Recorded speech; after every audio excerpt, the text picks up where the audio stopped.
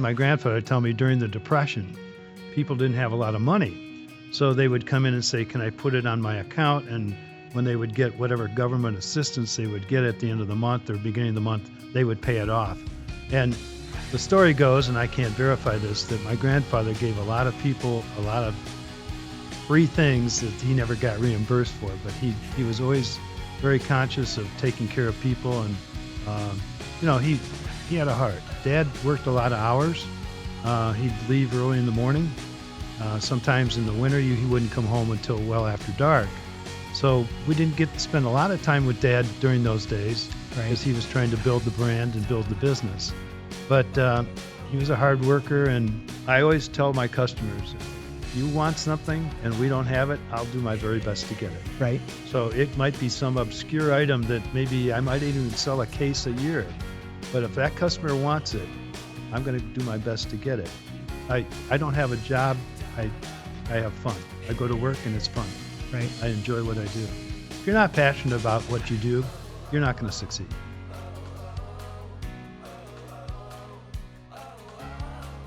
I'm Andy Golding, partner and chief strategy officer of Kripke Enterprises, and I am excited today for my 8th episode of Toledo Works. My podcast, I speak with business owners from Toledo, Ohio to uncover their stories of success, struggles, triumphs, and achievements. This podcast is sponsored by Kripke Enterprises. At Kripke Enterprises, recycling metal is not just good for the environment, it's good for business. This podcast is produced by Stewart Media Strategies. Today, I am thrilled to introduce Jim Sautter of Sautter's Market.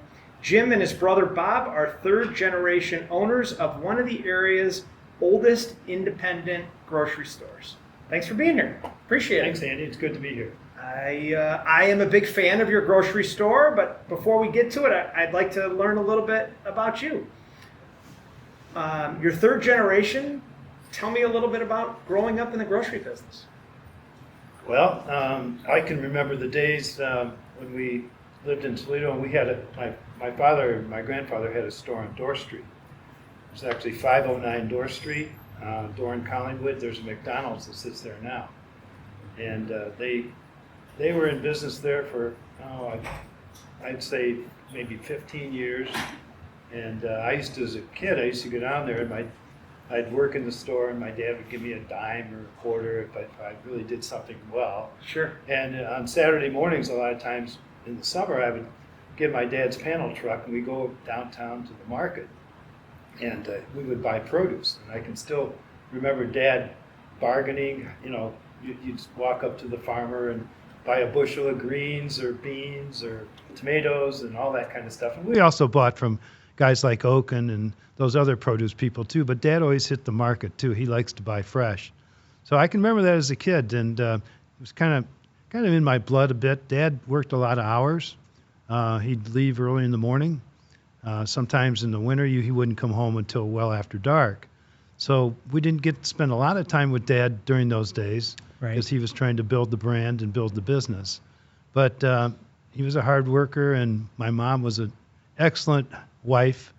She raised 5 kids. Wow. And kept us fed and clothed, and Dad worked at the grocery. Yes. Wow, that's a lot. So, when your dad was when your dad was in the business, I kind of remember people used to be able to have accounts at grocery stores. That's true. What was that? What was that like? That's true to a certain extent. And my dad and my grandfather tell me during the Depression, people didn't have a lot of money. So they would come in and say, can I put it on my account? And when they would get whatever government assistance they would get at the end of the month or beginning of the month, they would pay it off. And the story goes, and I can't verify this, that my grandfather gave a lot of people a lot of free things that he never got reimbursed for. But he was always very conscious of taking care of people, and he had a heart. Sure. So that's probably what has endured throughout time and what has made Sauter's a staple in the community. That was probably some of the foundation of that. Yes, I agree with that. And we've always kept in mind our customers, the community. We've always been oriented toward those. So now you're in the business with your brother.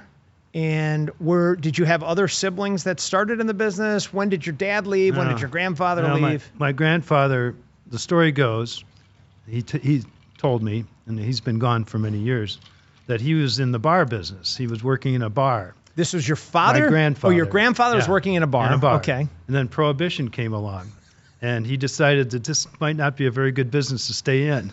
So he tells me that he had a friend who had a corner grocery store in Toledo. In those days, there was no refrigeration.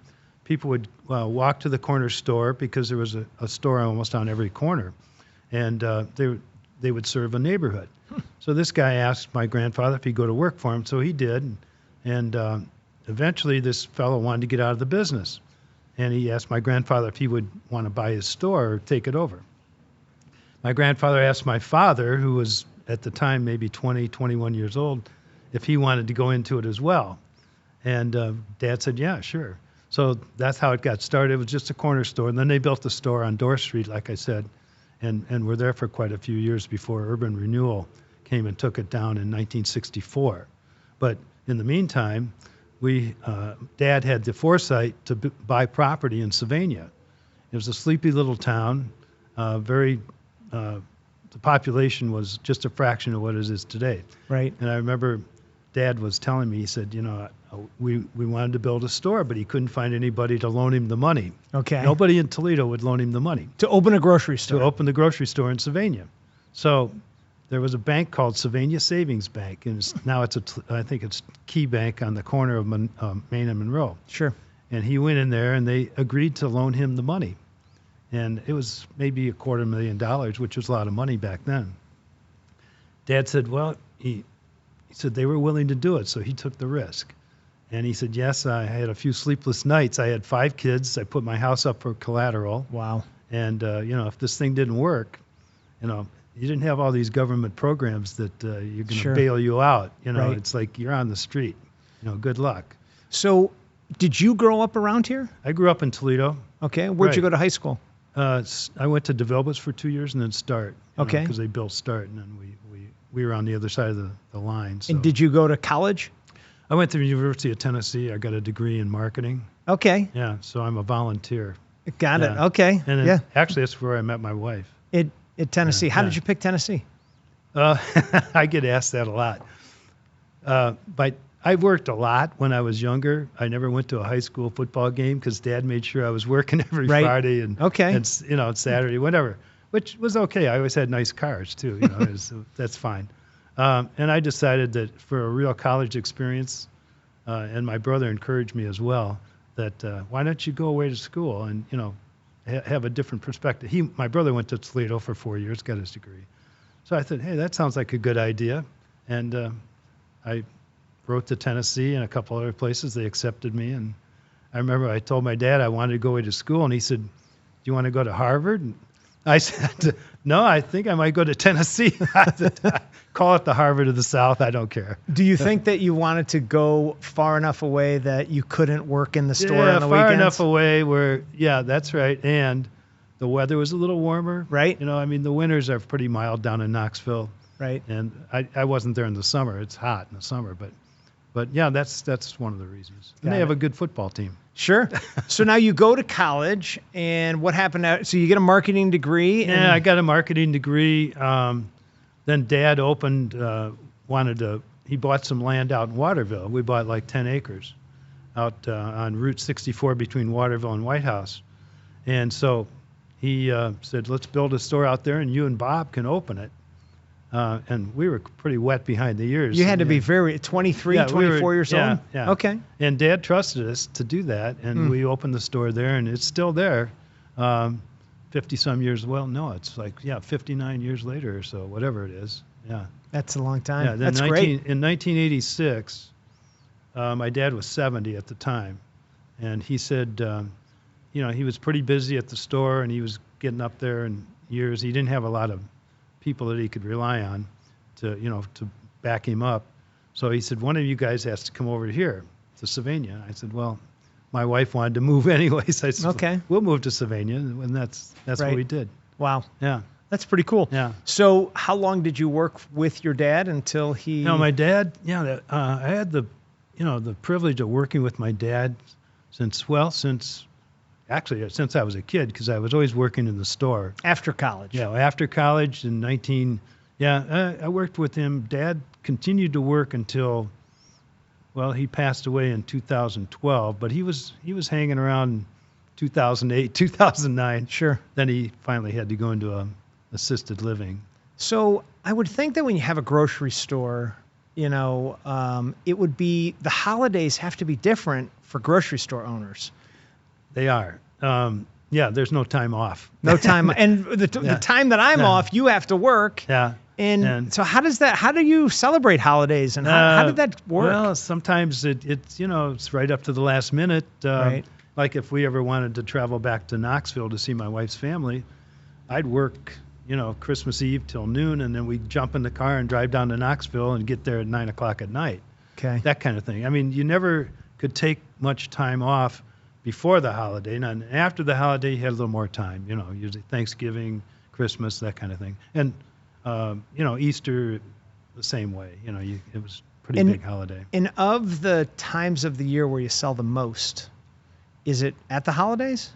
What's the busiest season? The busiest season is Thanksgiving and Christmas. Okay. Yeah, Christmas probably is bigger than Thanksgiving because it's an extended holiday. Right. Usually, and it runs into New Year's and all that. So yeah, Christmas is the biggest holiday. Okay. But actually, our biggest, the most volume we ever did besides Christmas was during COVID. But we'll get into that later if you sure. want. So, yeah, of course. So you join the business, you come in, you work with it, and I worked with my siblings in the past, and there were some challenges with that. Yeah. Did you and your father see eye to eye on everything? You know what? No, you never see eye to eye on everything, but we never had arguments. Okay, you're very lucky. If I had ideas, he would listen to them, and then if he didn't like it, he would tell me that. Okay. And then I had to sell him on my ideas. Kind of like what my son does to me now. Got it. And I kind of picture myself the way my dad was to me, I am to my son now. Okay. Because he's got all these ideas, and I'm thinking, that isn't going to work. But, sometimes he convinces me. Right. And were you successful in I would think grocery stores have to change. There have to be parts that change. You have to. And the biggest change that I've seen over the years is the fact that you have women who work now, working women. Years ago, Friday and Saturday, the housewives would come in and they would fill up 1 or 2 shopping carts, and that was it for the week. Right. You wouldn't see them again. Now, with the women working, they're coming home. They don't want to cook a big meal. Maybe they want to do something quick.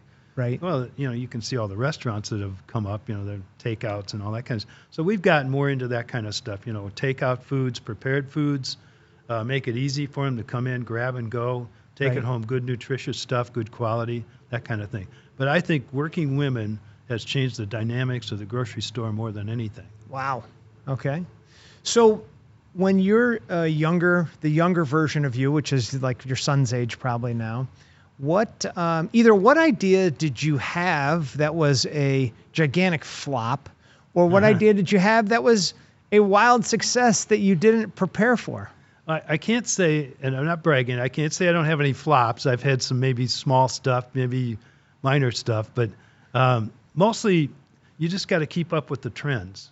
And that's kind of where I look to my son. For example, he's my beer guy, my son. I know not a whole lot about beer because when I was in college, I drank Blatz and Goebel, and there was about 5 or 6 beers, and it was easy to make a choice. Right. Now, I'll bet we have 300 or 400 micro brews just at our store. Right. And I let him keep up with it. I can't keep up with it. I'm the wine guy. So, and wine is another category that's exploded. Right. I can remember years ago when we were in Sylvania, my inventory of wine was pretty much jug wines, Inglenook, Italian Swiss Colony, before your time probably. Yeah, sure. But Gallo, all that stuff. And people, didn't drink a lot of wine. But then things started happening. Doctors started telling people, hey, drink red wine. You're going to live longer, this kind of thing. And then people started traveling around the world. They go to France, Italy, Sure. Europe. They go to South America. They go to Australia, wherever. And they started drinking the wines in these countries, and they come back and say, hey, can you get this? Well, the wine business has expanded. So my point is that when we had wine in Sylvania, when I first started, working over there, my inventory might have been $15,000, at the most. $15,000 Okay, of wine. Inventory, just Okay. wine. Yeah. Now it's 300,000. 300,000. And that's my inventory right now. Okay. And so you can see that it's expanded. It's a big part of our business. Plus, it's a big part of how I compete with the chain stores. Right. I'm a first-level sommelier, so I know something about wine. I'm not an expert by any means, but I know certain things about wine that's enough to get me through with the grocery store Right. Atmosphere. But that area has just expanded. And you go into a chain store and you ask for help most of the time. A lady was telling me, she says, I went into Kroger. Well, I shouldn't say Kroger. Sorry. I went into a chain store, and she wanted help with wine. They sent her a bag boy over to help her. Right. Like Yeah, carry out. Yeah, Right. he's going to help her with wine. Right. She said he didn't know anything. I said, well, come to my store first. Sure. I'll help you. Right. So I get it with wine, and obviously the big thought that I had before we started talking and as I was preparing for this was, how do two independent stores compete against these gigantic, massive companies? But Yeah. not only that, and maybe as a segue into it is what has kept you from. There had to be more independent grocery stores in Toledo. I know a couple of them that didn't make it. Yeah. How come you made it? Well, part of it, we've had good succession plans. We have a plan where when one person decides they want to get out, my father or whoever, my grandfather, we stayed within the family. In other words, they couldn't disperse the ownership among nieces, nephews, cousins, and things like that. Okay. So we've kept a closed corporation. So it's like my brother and myself. And we have key man insurance to cover when one of us passes. And so that way you keep it from a bunch of people who are not even involved in the business trying to tell you what to do. Right. And so that's one way. Another way is we've just gotten along. I get along with my brother. Right. I don't fight with him. I've never argued with him. are. He disagrees with me a lot, and I disagree with him. But we don't hold grudges or not speak to each other for weeks or whatever at a time. Right. We've always gotten along. That's important. So you think that by getting along, maybe some of the other local grocery stores had family implosions, or Well, from what I hear, you hear rumors, and like Center Market was here for a long time, but they had some nice properties, and maybe they felt like, let's sell the property and not have to worry about Right. running a business. And a lot of them, Joseph's same way. They owned a lot of nice properties. Food around. Town was Food here. Town was, yeah. I mean, I think they were yeah. local, weren't they? Were yeah, they? Wally Hyatt. Yeah. Okay. As a matter of fact, Wally asked my dad to come into Food Town when they first started the group. Right. And my dad told him, and my dad tells me the story, he says, I'm not going to get in with anybody else because I want to be my own boss. Right. And, Wally was in with about 8 other independents, and he's the one that rose to the top and took it over. Wow. So maybe I wouldn't even been in the grocery business today if Dad had Isn't done that Yeah. a lot of times in a lot of businesses, it all kind of starts somewhere and then Yeah. they trickle out. Yeah, and, I can't explain why some businesses make and some don't. Most of it is because they don't have anybody that's going to take it on, Right. The next generation, or they're not passionate about it. If you're not passionate about what you do, you're not going to succeed, And So I've that's- had a lot of other people sitting in that same chair about this time have told me the same thing. Yeah, The passion is the key to their success. it is. I don't have a job. I have fun. I go to work and it's fun. Right. I enjoy what I do. So, and I appreciate that, and everyone's thinking the same thing I'm thinking, but not all times are wonderful. Not No. everything is great. And No. and what would be an example of something difficult that you were able to work through? Yeah. Well, I think if you want to think about COVID, Right. it was challenging. It was very challenging because a lot of the items that we're used to supplying people with, we couldn't get. Toilet paper for one. Yeah, I don't even understand. Right. I never quite figured that out either, but I guess they blamed it on the factories weren't producing at full capacity because they're all getting COVID and so on and so forth. So over that period of time, a couple of years there where COVID hit, it was challenging. But our customers were pretty understanding. They knew we tried our best. But I found the key was we have a lot of different suppliers. Whereas the chain stores buy from themselves, they have their own warehouses, right? And they'll buy, from themselves. We have many, many suppliers. We have a lot of specialty suppliers. We have just meat, grocery, all kinds of different suppliers. So when COVID hit, we were tapping some of these suppliers for things that I never imagined. I was getting toilet paper from a specialty food place. Right. Pasta guy. Sure. Yeah. And that's funny. It was unreal. And they said, yeah, we've got some. And, it might be commercial toilet paper, but people wanted it. So they needed toilet paper. We put it out there and it would go. Right. So what were some of the other challenges that you faced in COVID? And Well, you're always worried about your help getting COVID. Right. And we were really fortunate. We had very few get COVID. It didn't spread through our place like wildfire like it did at some places. And, of course, we were masked up and everything else that you need to do. We were just pretty fortunate.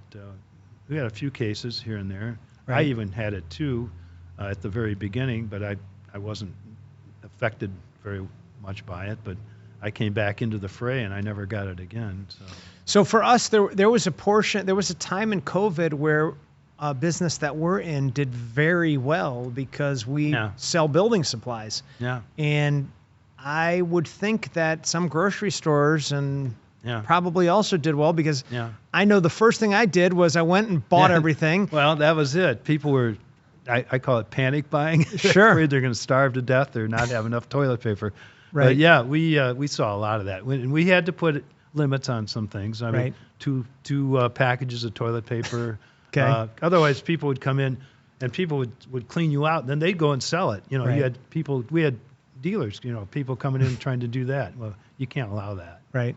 So, how do you? So, I have some I like grocery stores. I feel like I've been to a lot of them around the country, and I like going to them. And even if I'm in another country, I like to go to them. Yeah. How do you choose what goes on the shelf? That's a good question. A lot of it's customer driven. Okay. I always tell my customers, I think, if you want something and we don't have it, I'll do my very best to get it. Right. So it might be some obscure item that maybe I might even sell a case a year. But if that customer wants it, I'm going to do my best to get it. And so we also try to have a lot of unique items in our store. So when you come in my store, it should be an exciting shopping experience. You never know what you're going to see. You never know what we're going to have because we're constantly taking new things on. Right. In every department. Grocery, frozen wine, produce, meat, everything, deli, bakery. So I like to keep the mix going, different product mix, and we try. My son's good at keeping up with trends. Right. There's a lot of things now. There's gluten-free. I never heard of that till about 10 years ago. Sure. There's vegan. There's you name it. It's all kinds of things out there that you just got to keep up with the trends, and that's what we try to do. And what level of so when I think of Walmart, I'm thinking that if Honey Barbecue Open Pit isn't selling 1 or 2 a day, it's gone. I mean, how do you manage that? The chain stores at the end of whatever their year is, they'll take the lowest 5% SKUs that turn and they toss them. So what happens is a lot of people start coming in and asking for items that the chain stores have tossed. And I can usually tell. I think, oh, they don't have that anymore, huh? But we still do. Okay. This type of thing. Right. So and in my business, I don't pay much attention to, if an item sits on the shelf but it sells 1 or 2, maybe I don't care.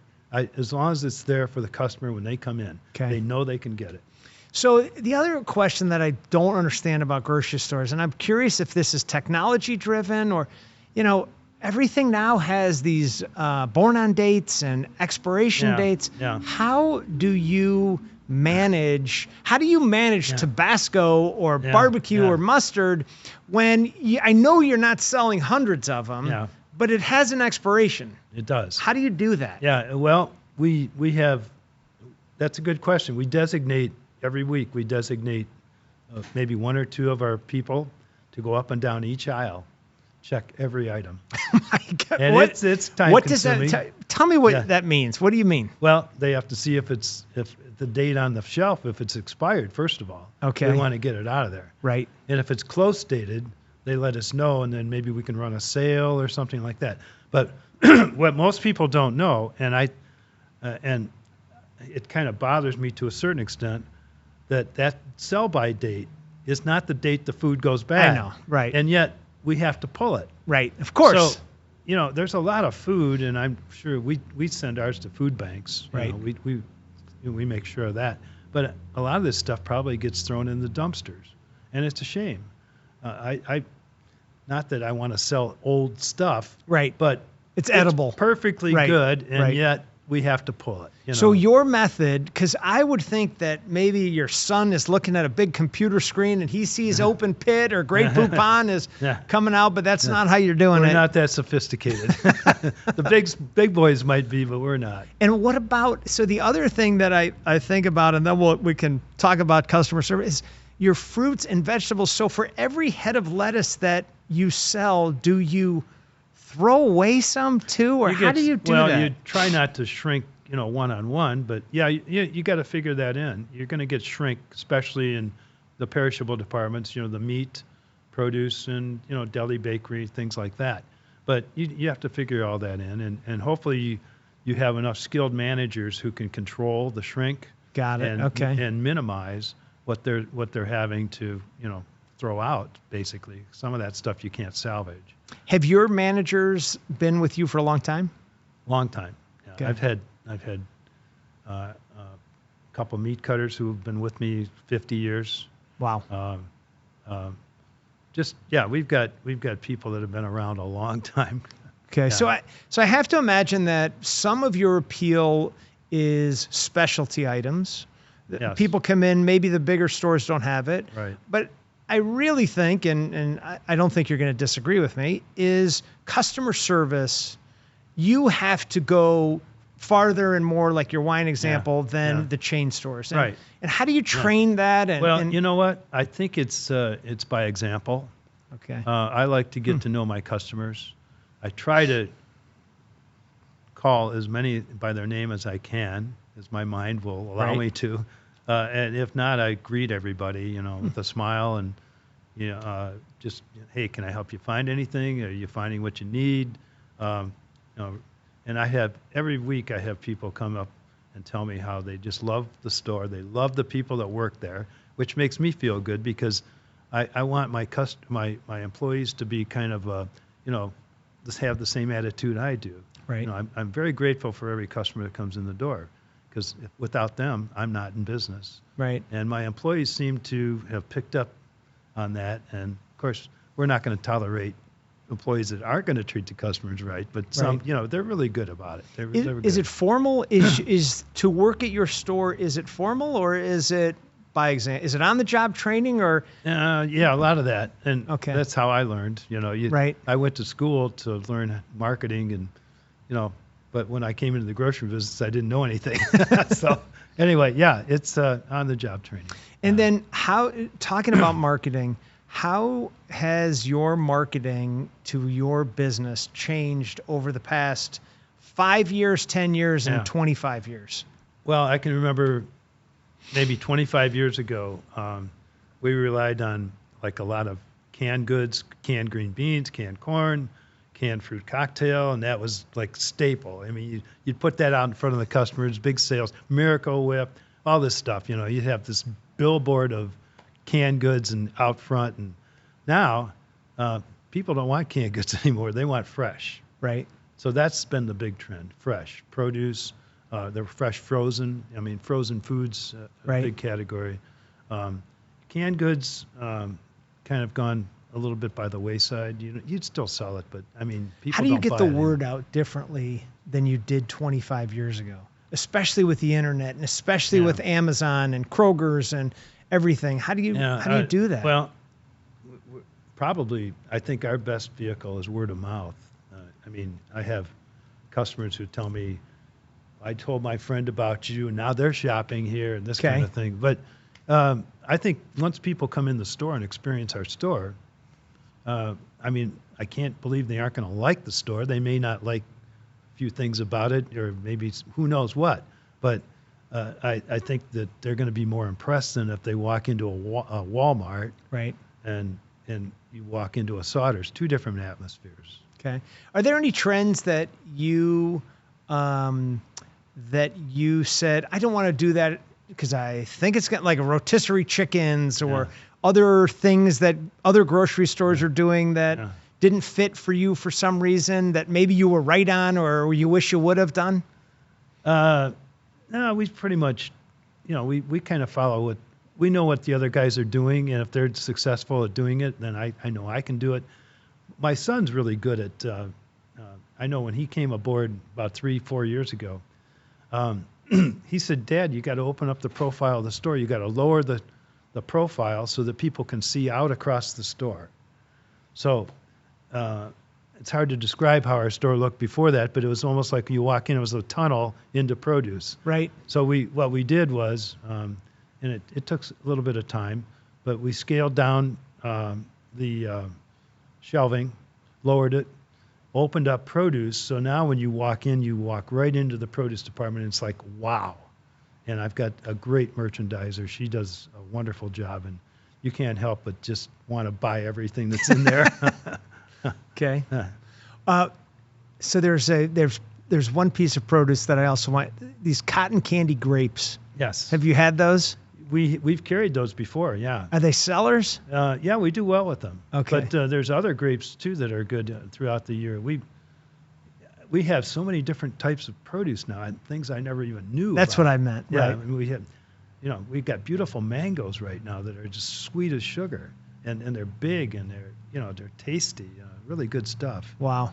If you were since you're talking to all of Toledo here, if there were a couple things that people should come and get from your grocery store, what would you say they would be? Well, first of all, we buy local with produce. And this is a prime time right now. You got tomatoes, you got cucumbers, peppers, our sweet corn. Every morning, the guy pulls up. I mean, it was on the stalk, a few hours before, and you can't beat it. And melons, the cantaloupes this year are tremendous, and he grows homegrown watermelons.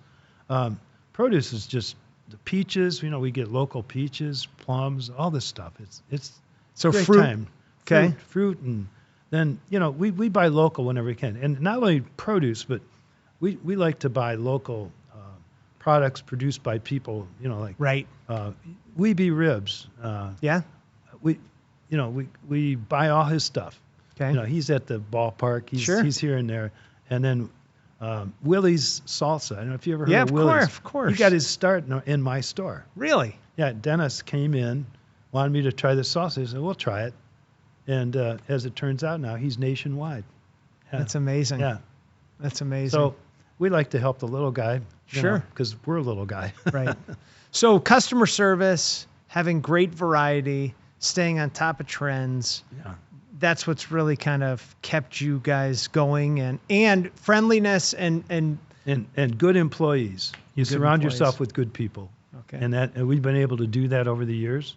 And that's important. So what is the future look like for Sauter's? Boy, I wish I had a crystal ball. I think the future, who knows anymore what the future holds. I've seen so much change in the last few years. My son would like to put a little coffee shop in our store. Okay. And I've been telling him no, but that may happen one of these days. If you're gone long enough. Yeah, I mean, so we'll have to see, but I don't know. We'll just have to keep up with it. The world is changing so fast. It's hard to keep up with.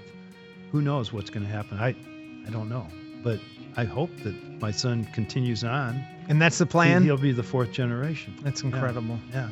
Well, Jim, I really appreciate this. As you can tell, I love talking about grocery stores and what's inside of them. I probably eat too much of it. But, thank you for everything you do for the community. Thanks for being an institution, and thanks for being on here. I really appreciate it. Okay, Andy. Nice talking with you. Nice talking to you, Appreciate it. too. Thank you. Yep.